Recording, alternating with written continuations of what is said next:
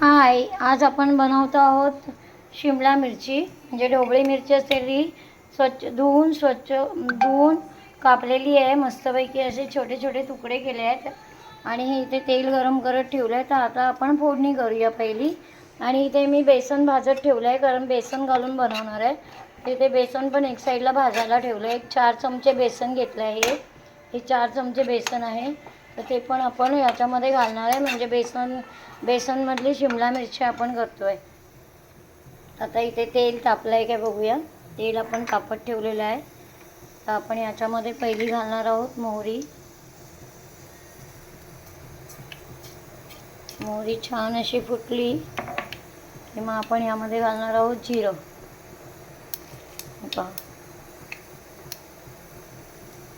तर मी gas slow करते.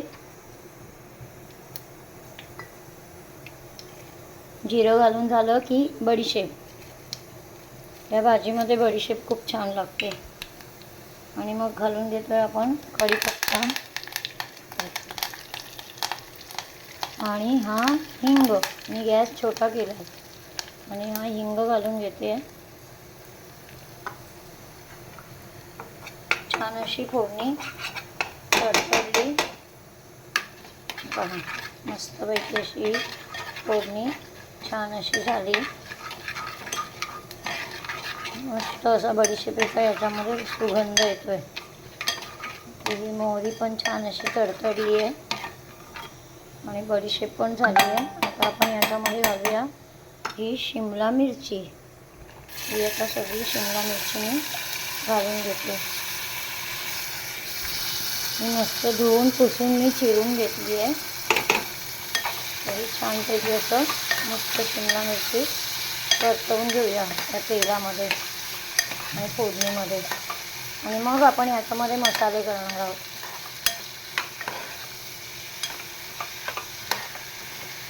मस्तपैकी अशी ही आपली शिमला मिरची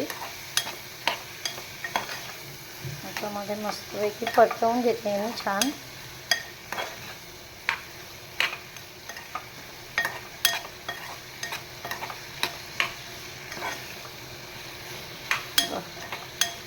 गॅस थोडासा मोठा करते मी.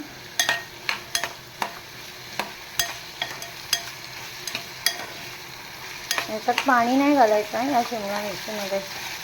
अशीच वाफेवर शिजवायची आपल्याला. वरून पाणी ठेवायचं.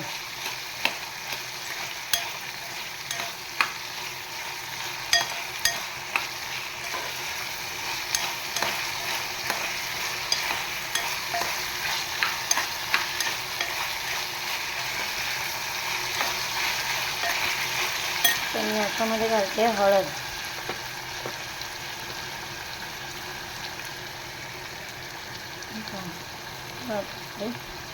मस्त असा हळदीला या छान असा रंग आहे. गावची हळद आहे आमची. सुंदर असा रंग आलाय बघा हळदीचा, पिवळा छान. आता आपण घालणार आहोत याच्यावरती लाल तिखट. ही रेशमपट्टी मिरची पावडर असते ना, कुटी लाल, ला कुटी लाल पण म्हणतात. ती घालून घेतोय. ती पण छान अशी परतवून घेऊया. मस्तपैकी अशी परतवून घेतोय आपण. आता आपण याच्यामध्ये घालून घेऊया मीठ, कारण मिठाने पण पाणी सुटतं ना, म्हणून आपण मीठ घालून घेतोय. मीठ घालून घेतोय आपण. थोडंसं साखर पण घालणार आहे मी थोडीशी.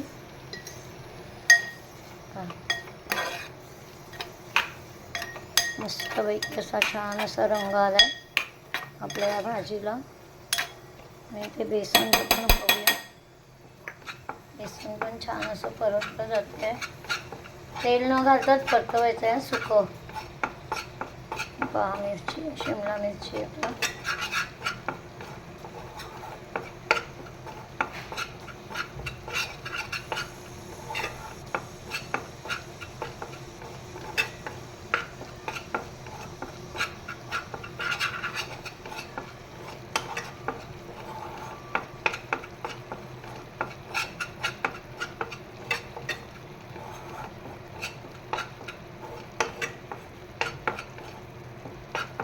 पण छानपैकी असं मी इथे परतवून घेते कढईमध्ये. आणि तोपर्यंत शिमला मिरचीला पहा मस्त पाणी सुटलं आहे मीठ घातल्यामुळे. आपण हे नंतर ह्याच्यामध्ये घालणार आहोत धणा पावडर. मस्तपैकी असं पाणी सुटलं आपल्या भाजीला. पाणी घालायची गरजच नाही. आणि या भाजीमध्ये पाणी घालायचंच नसतं. हवं असेल ना थोडासा पाण्याचा हबका मारायचा, पण असं भस्कन पाणी नाही ओतायचं. हे बघा मस्त असं मीठ घातल्याने पाणी सुटलं आपल्या मिरचीला. आता आपण ह्याच्यामध्ये घालतो आहे हा धणा पावडर. आपण ह्याच्यामध्ये घालून घेऊया धणा पावडर. ही धणा पावडर घातली आपण मस्तपैकी. पहा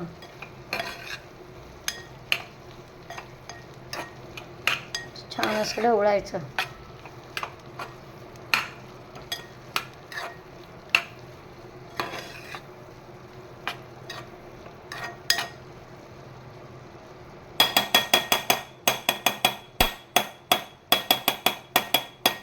मी तुम्हाला बेसन घालून झाल्यावर दाखवते, कारण माझ्या एका हातामध्ये मोबाईल असतो ना, त्याच्यामुळे मी कढई नाही पकडू शकत एका हाताने. तर मग मी बेसन घातल्यावर तुम्हाला दाखवते. ही पहा आपली बेसन पेरून झालेली भाजी आहे शिमला मिरचीची.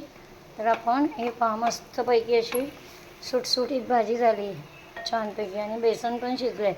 बेसन मस्तपैकी असं शिजलं पाहिजे, नाही तर कच्चं राहिलं. आता आपण भाजूनच घेतलं म्हणजे कच्चा राहायचा प्रश्न नाही. आता आपण ह्याच्यामध्ये घालणार आहोत कोथिंबीर. मस्तपैकी अशी छान आपण ही भाजी आता रेडी केली आहे. आणि वरून मी पिळणार आहे लिंबू. मी पहा लिंबू पिळून घेते. आणि लिंबू पिळलं तर भाजीला जर छान अशी चव येते. हे घेतलं आपण थोडंसं लिंबू पिळून. ही भाजी मस्तपैकी अशी शिमला मिरचीची बेसन पेरून बनवलेली भाजी कशी वाटली तुम्हाला? आवडली असेल तर लाईक करा, शेअर करा आणि सबस्क्राईब करा. आणि अशी छान छान आमच्या रेसिपी बघत राहा. मस्तपैकी पहा किती सुंदर दिसते आपली शिमला मिरचीची बेसन पेरलेली भाजी. तर या खायला. चला बाय बाय.